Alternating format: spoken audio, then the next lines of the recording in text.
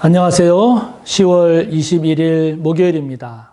다 같이 사도신경으로 우리의 신앙을 고백합니다. 나는 전능하신 아버지 하나님, 천지의 창조주를 믿습니다. 나는 그의 유일하신 아들, 우리 주 예수 그리스도를 믿습니다. 그는 성령으로 잉태되어 동정녀 마리아에게서 나시고 본디오 빌라도에게 고난을 받아 십자가에 못 박혀 죽으시고 장사된 지 사흘 만에 죽은 자 가운데서 다시 살아나셨으며 하늘에 오르시어 전능하신 아버지 하나님 우편에 앉아 계시다가 거기로부터 살아있는 자와 죽은 자를 심판하러 오십니다. 나는 성령을 믿으며 거룩한 공교회와 성도의 교제와 죄를 용서받는 것과 몸의 부활과 영생을 믿습니다. 아멘. 오늘 우리가 함께 볼 말씀은 에스겔 37장입니다. 에스겔 37장 1절부터 14절까지의 말씀을 함께 보겠습니다. 구약 성경 1209쪽, 구약 1209쪽, 에스겔 37장 1절부터 14절까지입니다. 함께 봅니다. 여호와께서 권능으로 내게 임하시고 그의 영으로 나를 데리고 가서 골짜기 가운데 두셨는데 거기 뼈가 가득하더라. 나를 그 뼈 사방으로 지나가게 하시기로 본즉 그 골짜기 지면에 뼈가 심이 많고 아주 말랐더라. 그가 내게 이르시되 인자야 이 뼈들이 능히 살 수 있겠느냐 하시기로 내가 대답하되 주 여호와여 주께서 아시나이다. 또 내게 이르시되 너는 이 모든 뼈에게 대언하여 이르기를 너희 마른 뼈들아 여호와의 말씀을 들을지어다. 주 여호와께서 이 뼈들에게 이같이 말씀하시기를 내가 생기를 너희에게 들어가게 하리니 너희가 살아나리라. 너희 위에 힘줄을 두고 살을 입히고 가죽으로 덮고 너희 속에 생기를 넣으리니 너희가 살아나리라. 또 내가 여호와인 줄 너희가 알리라 하셨다 하라. 이에 내가 명령을 따라 대언하니 대언할 때에 소리가 나고 움직이며 이 뼈 저 뼈가 들어맞아 뼈들이 서로 연결되더라. 내가 또 보니 그 뼈에 힘줄이 생기고 살이 오르며 그 위에 가죽이 덮이나 그 속에 생기는 없더라. 또 내게 이르시되 인자야 너는 생기를 향하여 대언하라. 생기에게 대언하여 이르기를 주 여호와께서 이같이 말씀하시기를 생기야 사방에서부터 와서 이 죽음을 당한 자에게 불어서 살아나게 하라 하셨다 하라. 이에 내가 그 명령대로 대언하였더니 생기가 그들에게 들어가매 그들이 곧 살아나서 일어나 서는데 극히 큰 군대더라. 또 내게 이르시되 인자야 이 뼈들은 이스라엘 온 족속이라. 그들이 이르기를 우리의 뼈들이 말랐고 우리의 소망이 없어졌으니 우리는 다 멸절되었다 하느니라. 그러므로 너는 대언하여 그들에게 이르기를 주 여호와께서 이같이 말씀하시기를 내 백성들아 내가 너희 무덤을 열고 너희로 거기에서 나오게 하고 이스라엘 땅으로 들어가게 하리라. 내 백성들아 내가 너희 무덤을 열고 너희로 거기에서 나오게 한즉 너희는 내가 여호와인 줄을 알리라. 내가 또 내 영을 너희 속에 두어 너희가 살아나게 하고 내가 또 너희를 너희 고국 땅에 두리니 나 여호와가 이 일을 말하고 이룬 줄을 너희가 알리라. 여호와의 말씀이니라. 아멘. 오늘 우리가 함께 본 말씀은 에스겔서에서 가장 유명한 내용 중에 하나인 이른바 마른 뼈들에 대한 환상 이야기입니다. 우리가 잘 알고 있는 이 마른 뼈가 살아나는 이 마른 뼈 환상의 이야기, 또 이 말씀을 주시는 하나님의 말씀 가운데 우리가 되새기고 우리가 붙잡고 묵상하며 기도할 것이 뭘까 하는 것을 오늘 우리가 함께 나누려고 합니다. 1절과 2절을 보면 에스겔이 하나님의 그 영에 의해서 환상을 보는데 마른 뼈의 환상을 보죠. 많은 마른 뼈들이 있습니다. 골짜기에 뼈가 가득한데 아주 다 말라버린, 아주 그냥 말라버린 뼈들로 가득한 그런 골짜기를 보게 됩니다. 11절에 보면 그 뼈들이 뭔가 죽은, 말라버린 그 많은 뼈들은 이스라엘 온 족속이라고 했습니다. 하나님의 백성인 거죠. 자, 여러분, 이 마른 뼈가 주는 의미가 뭘까요? 마른 뼈가 나타내는 의미가 뭘까요? 살아있는 게 아니라 죽은 거죠. 죽은 겁니다. 순종의 결과일까요? 불순종의 결과일까요? 그렇죠. 지금 망했으니까, 이스라엘 민족이 망했으니까 이것은, 이 마른 뼈는 순종이 아니라 불순종한 결과입니다. 하나님을 잘 섬긴 것이 아니라 우상 숭배한 결과죠.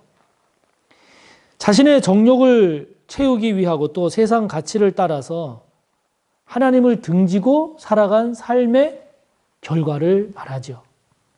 그게 마른 뼈가 우리에게 던져주는 의미 아니겠습니까?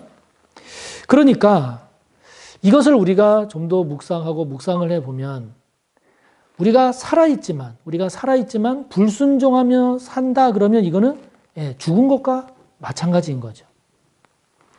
우리가 재물이 많고 세상에서, 사회에서 성공했다 할지라도 그 안에 주님이 없으면, 그 안에 구원이 없고 그 안에 하나님이 없으면 그 재물, 그 성공은 의미가 없는 거죠. 하나님의 말씀에 불순종하면서 계속 살아가게 되면 그 삶의 결과는 어떻게 되나요? 이 마른 뼈와 같이 된다 하는 것 아니겠습니까? 그러니까 우리가 내 마음대로 살면 안 되는 이유가 여기에 있는 거죠.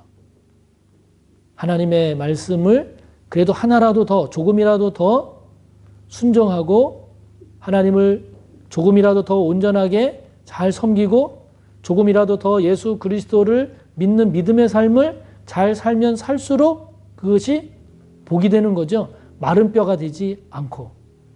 그러니까 우리가 이 마른 뼈를 묵상하고 생각을 해볼 때 지금 저와 여러분의 신앙과 삶은 어떤 상태인가 하는 거죠.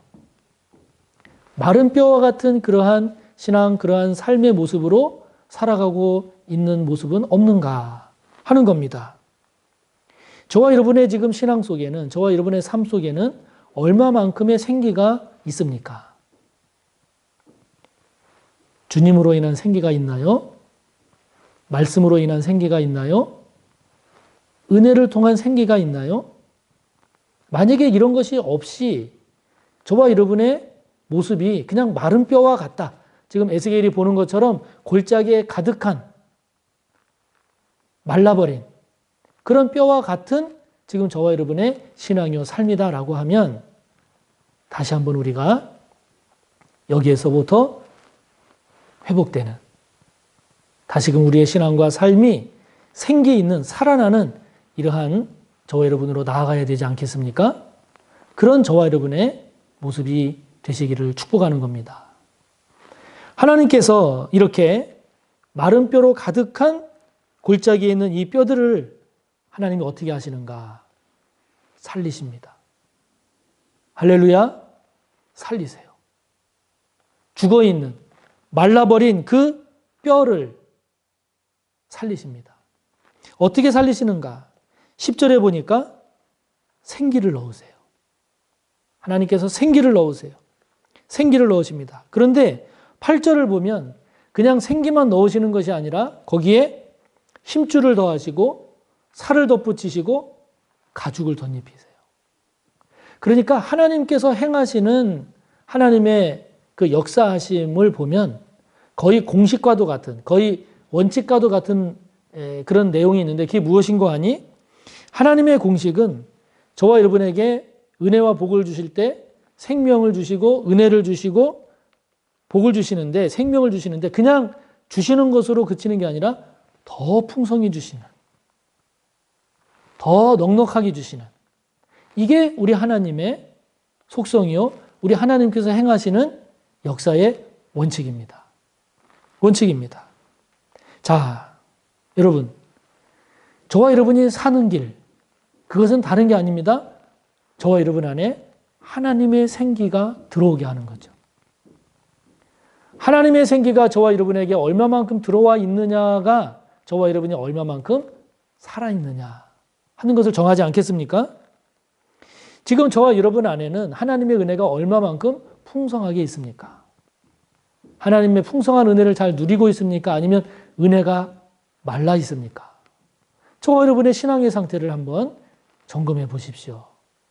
그래서 하나님의 생기가 과연 얼마만큼 있는지, 하나님의 은혜가 넉넉하고 풍성하게 있는지 아니면 말라가고 있는지.